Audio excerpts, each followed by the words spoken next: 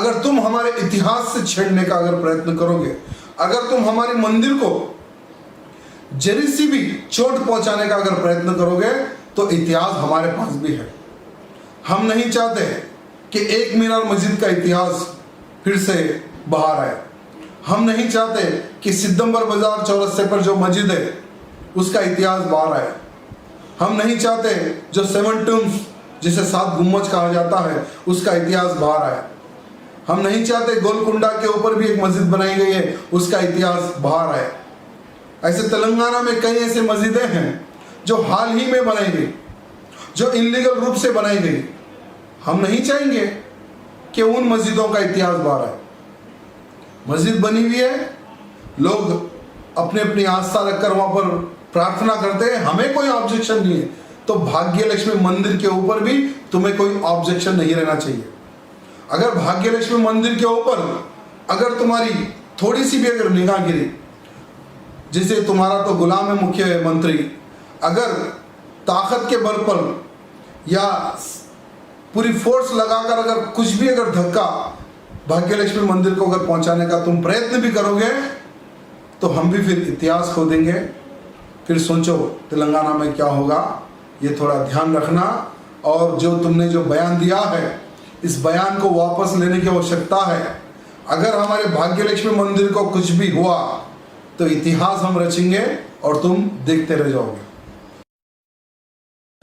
आज print media में एक वार्ता प्रकाशित हुई है, एक न्यूज आई है प्रिंट मीडिया में, चारमीनार भाग्य लक्ष्मी मंदिर को ले लेकर।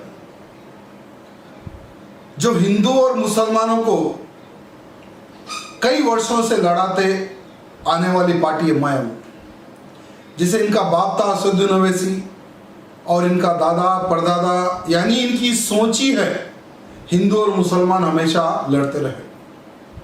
और अयोध्या राम मंदिर का इतना सुंदर फैसला आया, ना हिंदुओं के समर्थन में ना मुसलमानों के समर्थन में, टोटली सुप्रीम कोर्ट सोच समझकर बहुत ही बैलेंसिंग में फैसला सुनाया कि 2 एकड़ यानी 2.77 एकड़ रामलला जी को दिया गया और 5 एकड़ मस्जिद बनाने के लिए लैंड दिया गया। पूरा भारत देश का मुसलमान खुश है इस फैसले को ले लेकर कि कई वर्षों से यानी कई 100 सालों से ये मंदिर का मसला, मस्जिद का मसला पेंडिंग था। सो आज मोदी जी के कार्यकाल में, मोदी जी की वजह से ये मसला सॉल्व हो गया। एक तरफ अयोध्या का मुसलमान और दूसरी तरफ हैदराबाद का मुसलमान, यानी एक मुसलमान, कोई अनेकों नहीं है। और हमेशा ये भड़काऊ भाषण देते रहा है। और आज चारमीनार भाग्य लक्ष्मी के मंदिर के ऊपर इसने कमेंट किया कि एएसआई कमेटी को हमने बार बार कंप्लेंट दिया है, म्युनिसिपल को कंप्लेंट दिया है, कि पुलिस को कंप्लेंट दिया है कि चारमीनार भाग्य लक्ष्मी मंदिर को हटाया जाए। इस मंदिर के कारण चारमीनार को प्रॉब्लम हो रहा है। तो मैं उस गद्दार, उस देशद्रोही, उस सांसद को ये कहना चाहूंगा कि तुम्हारा जो सपना है भाग्य लक्ष्मी मंदिर को ले लेकर, ये सपना अधूरा रहेगा। क्योंकि आज भाग्य लक्ष्मी मंदिर को केवल हिंदू ही नहीं मुसलमान भी मानते हैं। और यही भाग्य लक्ष्मी मंदिर को कई लोग पूजा पाठ करने आते हैं और फूल जो खरीदते हैं वो मुसलमान के पास से खरीदते हैं। ये बात याद रखे, असदुद्दीन ओवैसी को मैं कहना चाहूंगा। और तुम्हारे पार्लियामेंट क्षेत्र में ही ये मंदिर आता है, कभी तुमने किसी मुसलमान का भला नहीं किया। और आज तुम्हारे इस बयान से कितने लोग नाराज हो सकते हैं ये तुमने नहीं सोचा। और ये बात कहना चाहूंगा कि भाग्य लक्ष्मी मंदिर के जो सराउंडिंग जो फल और फूल की दुकान लगाते हैं, ये मुसलमान इस गद्दार को जवाब देने की आवश्यकता है। और आज भाग्य लक्ष्मी मंदिर की वजह से कई परिवार, कई घर चल रहे हैं, क्योंकि वहां पे जो फूल और जो फल चढ़ता है वो मुसलमानों की दुकानों से, उनके बंडियों के वजह से ही वहां पर फूल और फल चढ़ते हैं।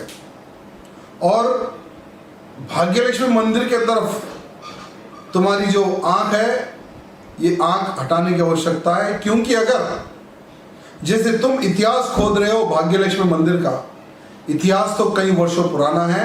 जब चार मीनार की नींव गिर रही थी तो वहीं पर एक पत्थर पे पूजा करते थे, मंदिर मानते थे हम लोग। जब चार मीनार की नींव रखी गई वो समय पर भी वहां पर मंदिर था और पूजा पाठ करते थे। चार मीनार बनने के बाद में वो समय पर फाइनेंशियली बहुत ही प्रॉब्लम था, इसलिए समझता हूँ कि भव्य मंदिर की स्थापना नहीं हुई। लेकिन मंदिर बनकर भी कई वर्ष हो चुके हैं और आज उस मंदिर को ले लेकर फिर से तुम्हारा कमेंट आना ये शर्मनाक बात है। और ये मंदिर भूतो ना भविष्य, किसी की मजाल नहीं है कि मंदिर हटा सके, क्योंकि एक वो अयोध्या थी। अगर इस मंदिर के ऊपर अगर आंख भी कोई उठाएंगे तो दूसरी अयोध्या तेलंगाना में खड़े होगी। ये चार मीनार भाग्यलक्ष्मी मंदिर हम हिंदुओं की आस्था का सवाल है, और इस मंदिर के ऊपर जो भी आंख उठाएगा उसकी भाषा में उसको हम जवाब देंगे।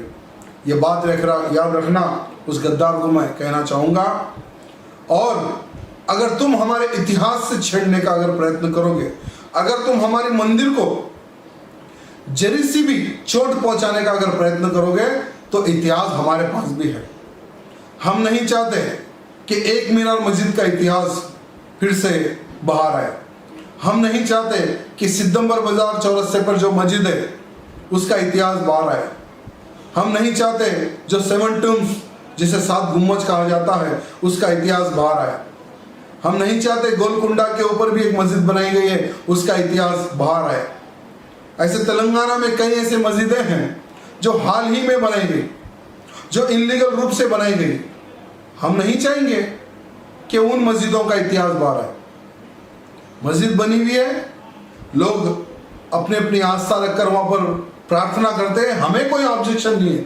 तो भाग्यलक्ष्मी मंदिर के ऊपर भी तुम्हें कोई ऑब्जेक्शन नहीं रहना चाहिए। अगर भाग्यलक्ष्मी मंदिर के ऊपर अगर तुम्हारी थोड़ी सी भी अगर निगाह गिरी, जिसे तुम्हारा तो गुलाम है मुख्यमंत्री, अगर ताकत के बल पर या पूरी फोर्स लगाकर अगर कुछ भी अगर धक्का भाग्यलक्ष्मी मंदिर को अगर पहुंचाने का तुम प्रयत्न भी करोगे तो हम भी फिर इतिहास खो देंगे।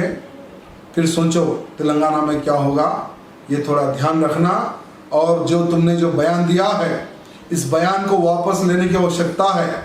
अगर हमारे भाग्यलक्ष्मी मंदिर को कुछ भी हुआ तो इतिहास हम रचेंगे और तुम देखते रह जाओगे।